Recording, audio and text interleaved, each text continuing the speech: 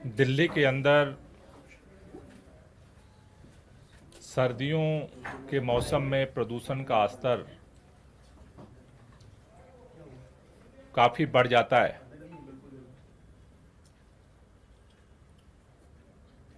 प्रदूषण को कम करने के लिए अरविंद केजरीवाल जी के नेतृत्व में सरकार विंटर एक्शन प्लान के माध्यम से, समर एक्शन प्लान के माध्यम से बहुत सारी पहलकदमियां कर रही हैं, जिसके परिणाम स्वरूप अगर हम देखें तो दिल्ली के अंदर प्रदूषण के स्तर में लगातार गिरावट दर्ज की जा रही है। लेकिन सर्दियों के मौसम के बढ़ने के साथ साथ जिस तरह से दिल्ली में प्रदूषण की स्थिति पिछले सालों में काफ़ी गंभीर होती रही, उसको लेकर के दिल्ली सरकार ने ये निर्णय लिया था कि इस प्रदूषण के जो रियल टाइम सोर्स हैं उनकी साइंटिफिक स्टडी करना बहुत ज़रूरी है। क्योंकि कोई कहता है इसका कारण डस्ट पोल्यूशन है, कोई कहता है गाड़ियों की वजह से पोल्यूशन हो रहा है, कोई कहता है कि बायोमास बर्निंग से है, कुछ रिपोर्ट्स पराली की वजह से है।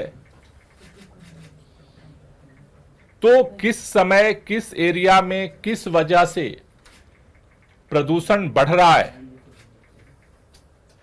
जैसे हम दिल्ली में देखते हैं कि दिल्ली तो एक ही है, लेकिन आनंद विहार का एक्यूआई का स्तर अलग है, वजीरपुर का अलग है, साउथ दिल्ली का अलग है, नरेला का अलग है, बवाना का अलग है, क्योंकि अलग अलग जगहों पे अलग अलग सोर्सेज एक इंपॉर्टेंट रोल प्ले करते हैं।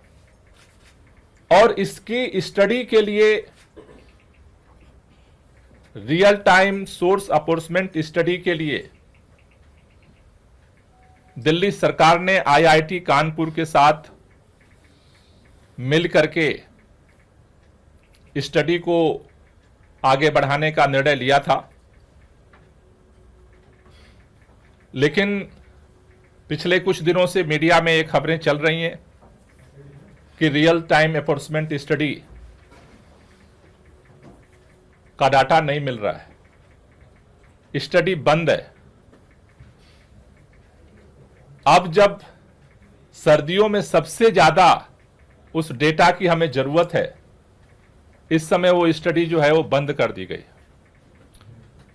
कैबिनेट ने निर्णय लिया स्टडी कराने का, लेकिन डीपीसीसी के चेयरमैन अश्वनी कुमार जी ने स्वयंभू निर्णय लेते हुए स्टडी को बंद करवा दिया। दिल्ली के अंदर शायद देश का पहला इस तरह का रियल टाइम सोर्स अपॉर्चमेंट स्टडी शुरू हुई थी, उसको अश्वनी कुमार जी ने ठप कर दिया।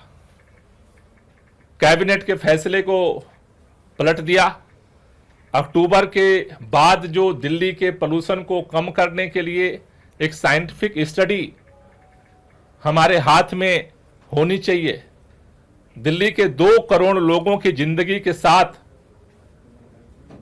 उन्होंने खिलवाड़ करने का निर्णय ले लिया, बिना मंत्रालय को किसी तरह की सूचना दिए बगैर, बिना कैबिनेट को किसी तरह की सूचना दिए बगैर, और 2 करोड़ लोगों की जिंदगी से खेलने का उन्होंने निर्णय ले लिया।